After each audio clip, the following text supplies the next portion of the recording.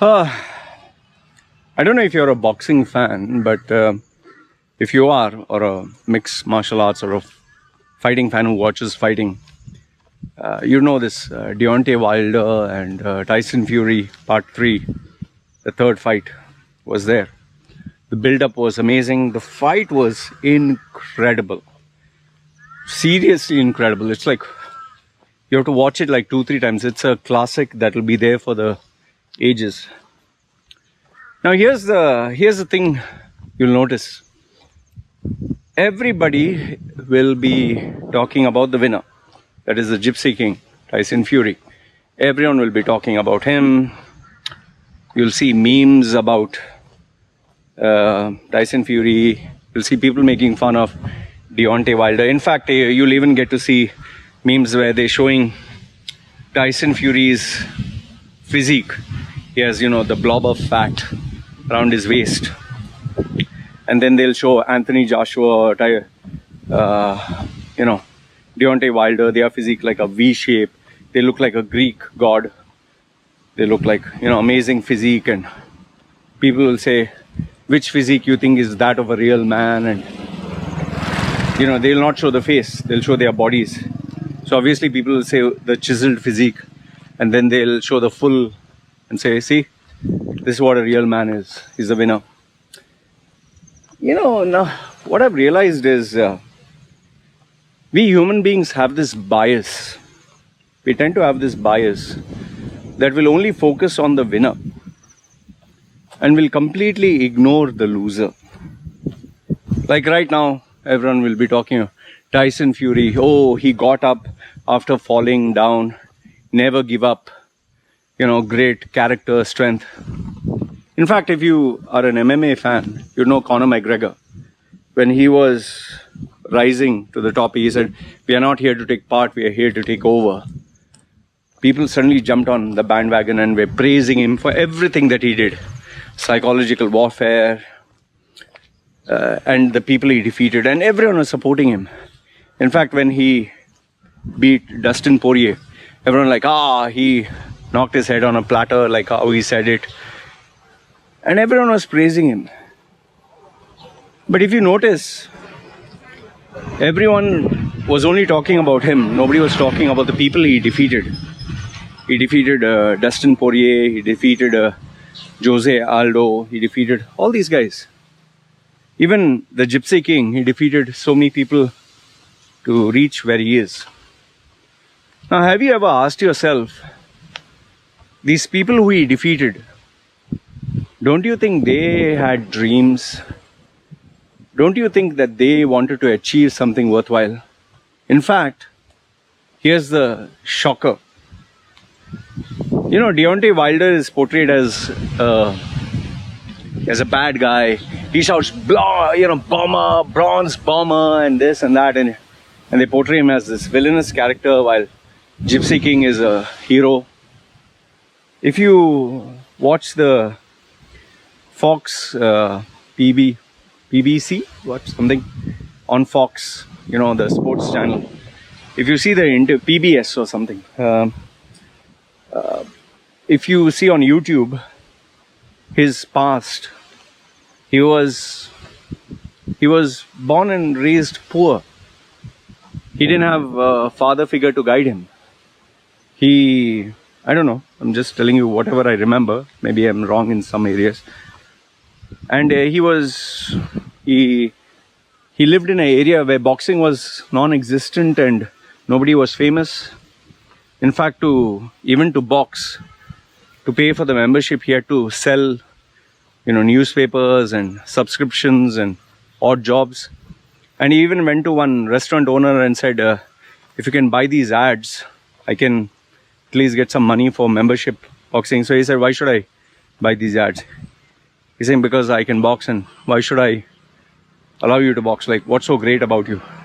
He's saying, one day I'll be the heavyweight champion of the world. And this old man looked into his eyes and he felt this guy had the fire. And he not only took the subscription, he took the highest paid ad, and because of which this guy was able to pay his bills, and they became friends ever since. I was watching this. And I realized this man has a past, he has a family, he has children, he has dreams. But look at the public. The public only favors the winner. And they totally ignored this guy. What if this guy won? If he won, people would be like, wow, he's an inspiration. Wow, he did it. He's a champion. And they would be praising him. They would say stuff like, believe in your dreams, never give up. And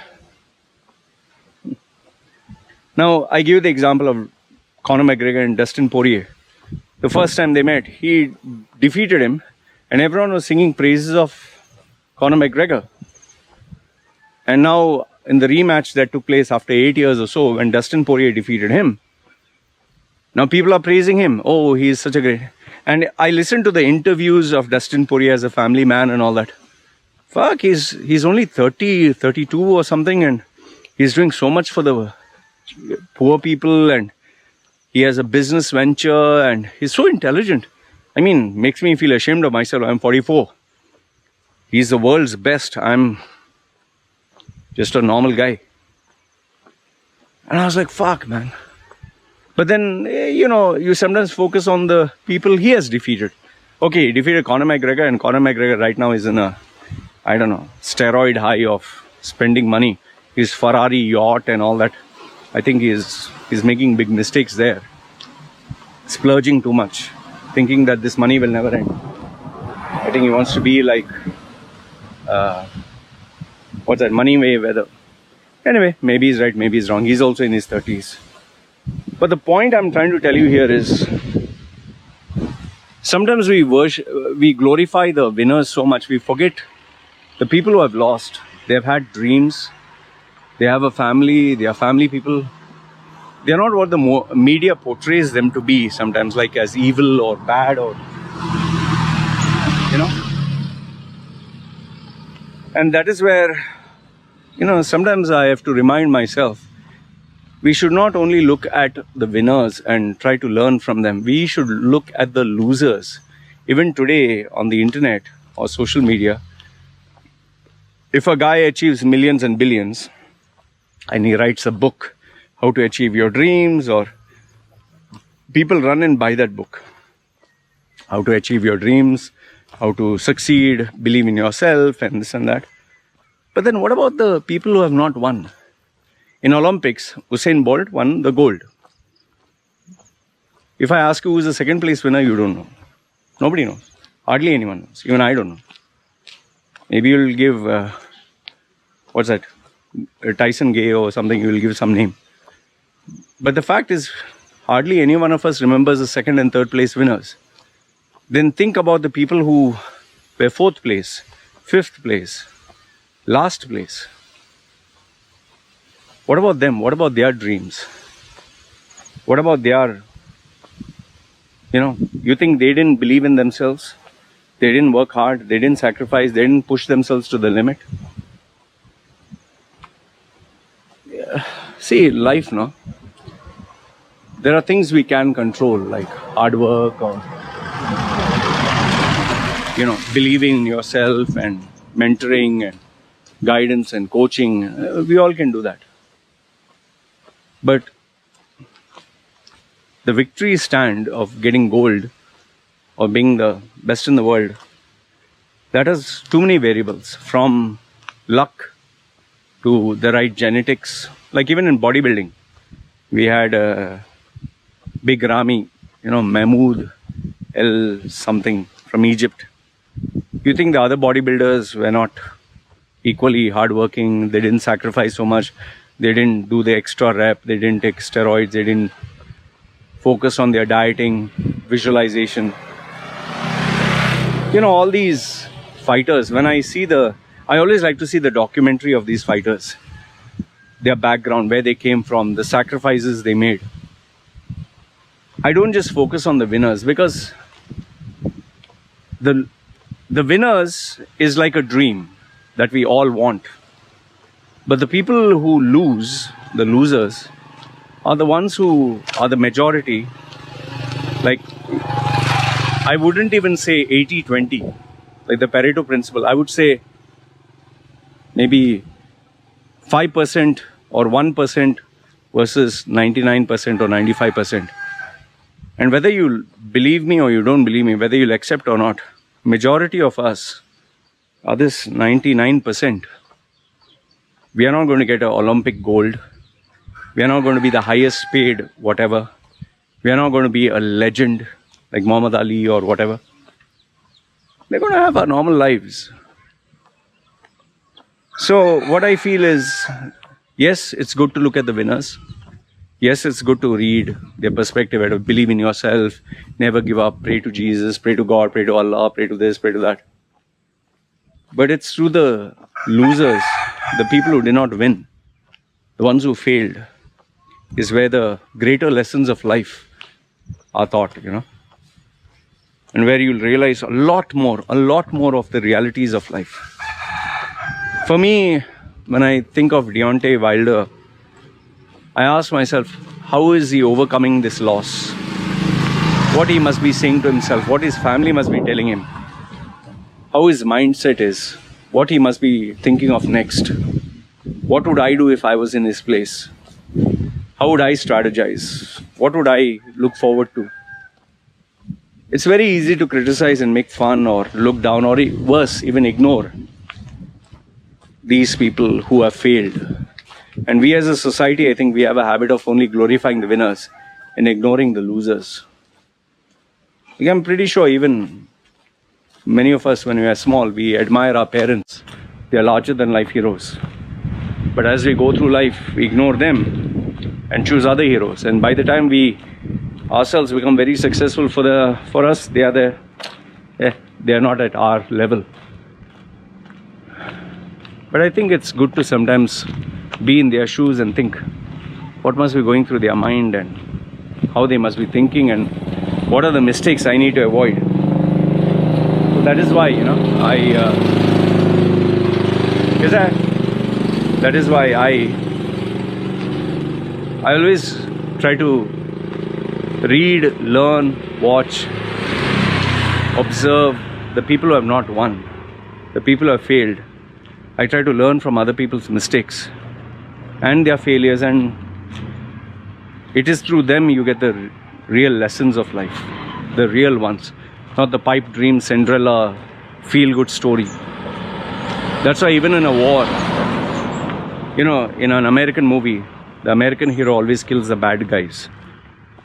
I sometimes used to think, okay, this bad guy who died, maybe he was doing it for his country, his people. Like even when we see, okay, America bombed Iraq and Iraq is evil and Libya is evil and China is evil. You think they don't have families? Like India-Pakistan war. You think a Pakistani soldier who's fighting for his country, he's a bad guy? Why an Indian fighting for his country is a good guy, but a Pakistani fighting for his country is a bad guy? Why? Indian guy lost his leg for his family, for his country. Oh, he's a hero. Oh, Pakistani, you blew the thing and you destroyed their legs and that's victory. No. I think we need to change our perspective and our mindset. And remember, there's a lot of learning we can do from people who have failed, people who have not succeeded, people are not glorified by the media. And I think we need to look at them and ask, what are the life lessons I can learn? For me, from Wilder, even though the media portrays him as bad or cocky or whatever, there are plenty of lessons. Stuff that I'll incorporate in my life. From bouncing back to accepting, yes, I have lost, accepting fate, and knowing that you can't change it due to talent, genetics, whatever. Being strong and realizing now it's time to move on into other pastures and other avenues. I'm not trying to say Tyson Fury is bad or nothing. Let's not ignore the failures, the losers, because there's a lot of lessons, life lessons we can learn from them. Anyway, this is what I wanted to share. Let me know your thoughts in the comments below. Let me know what are the lessons you learned. Alright? It's me signing off. You guys take care.